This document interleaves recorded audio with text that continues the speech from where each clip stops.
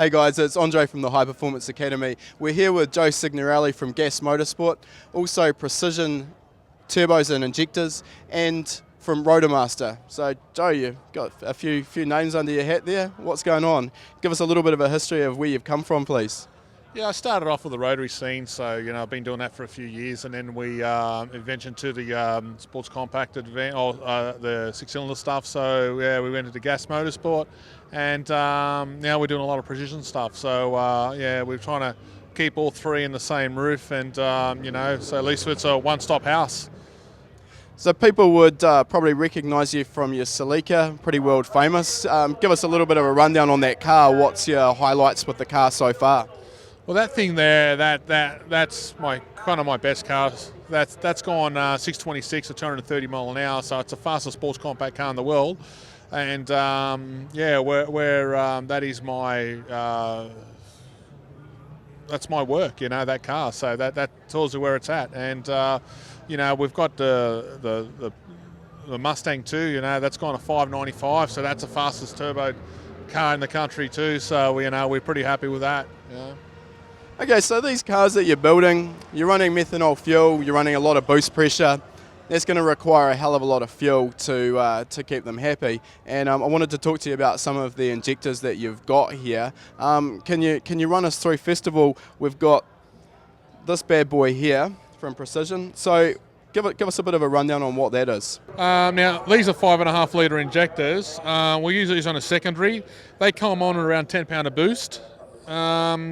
The reason why is because they are such a big injector, and the transitions between the primaries and the secondaries, will be a bit, there's a bit of a big injector time. So they do work good. They're probably the biggest injector methanol injector that you can buy and run at the moment. We run these on our Mustang and our Celica, and we've made with 8 of these and 8 deckers, we've made close to 4,000 horsepower. So with an injector that size, what sort of spray pattern can you expect out of them? Is it a fire hose, or are you actually getting a nicely atomised spray out of them? Well, if you get your garden hose and put on the sprinkler side of it, that's what you probably get. Yeah. So they do a really good job of... They do on high pressure. We run them at high pressure, and they do spray, yeah. And what sort of pressure are they able to work up to?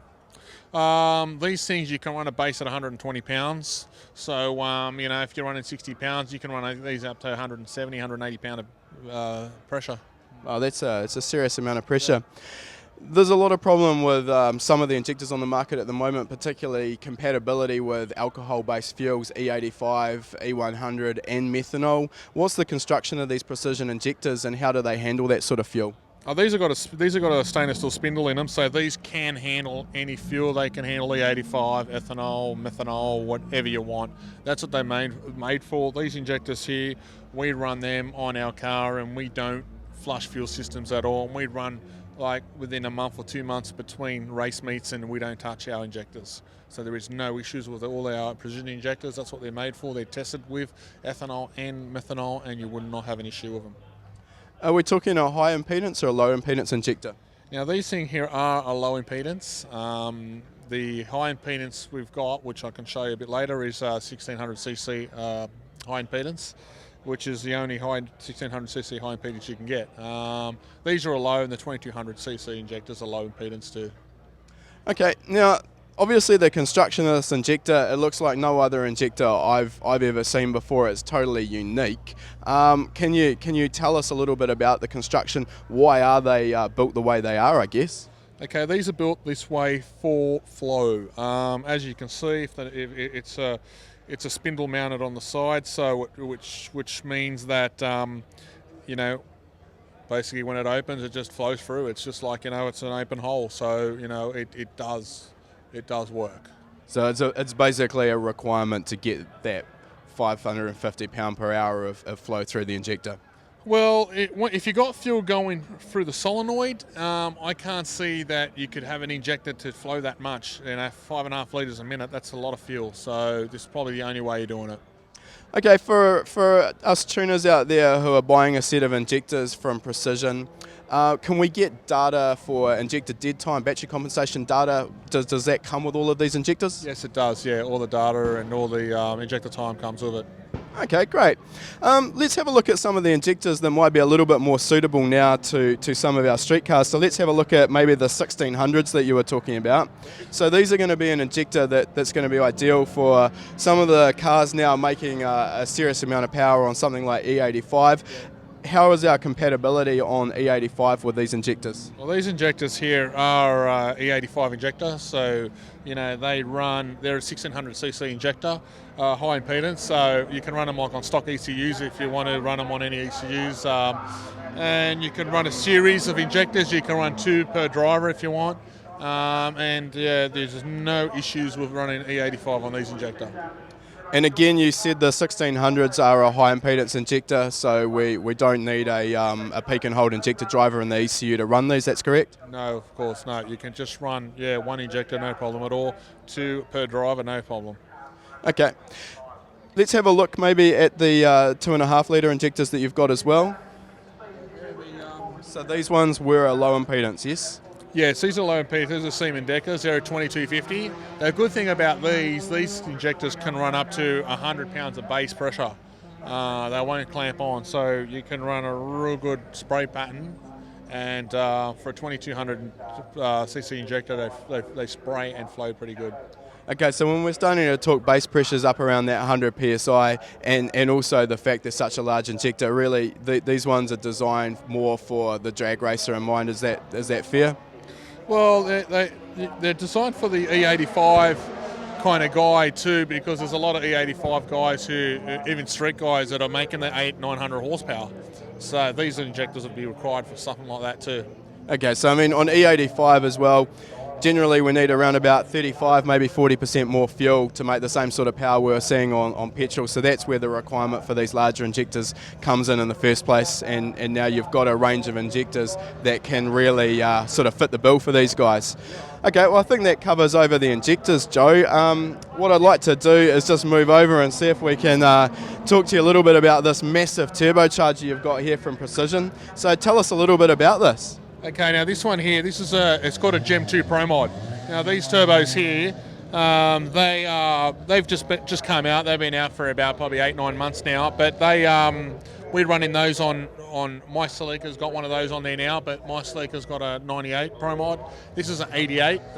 We run 2 of these on the Mustang, and these are an actual awesome turbo. They've designed with an aluminium backing core, and they've got. As you can see, they've got a bolt-through back for safety in case it breaks a back wheel. So that bolt-through back there, that's actually standard with the turbo. You haven't modified that to take those bolts? Yeah, well, that's actually SFI spec'd in America, so you can, you can run these legally run them on Pro-Mod cars in America. That sounds great. The compressor wheel on the turbocharger, obviously it's billet. I believe Precision have their own name for their billet wheels. What are they calling them? Well, this billet wheel is just a Gem 2 billet wheel, so that's called a Pro. This is actually a Pro-Mod. They call it a Pro-Mod 88. Yeah. And with the billet wheels, that's going to give you the reliability and strength with the sort of 60-70 psi of boost pressure that you wouldn't get in a cast wheel. Is that fair to say? Yeah, well, truthfully, they've seen 90 pound. So, these turbos have seen 90 pounds and reliable and last, which is no way in the world you'll see that with a standard cast wheel. What about the construction of the turbocharger itself? Are we talking ball bearing or journal bearing inside? Okay, now they're full roller. Now, the way they're designed, they run a full roller and they run a bigger oil gallery too to cool the roller down, and they actually run a billet turbine shaft, so it doesn't break. Yeah, it's an extra. It's a larger and a billet turbine shaft because earlier on in the year, that a lot of turbo manufacturers had problems with breaking the back wheel. That's why they've gone to the billet shafts. So they don't. All those issues are gone. If you do have problems with one of these being a roller bearing turbocharger, are they rebuildable by Precision? Yeah, of course, yeah.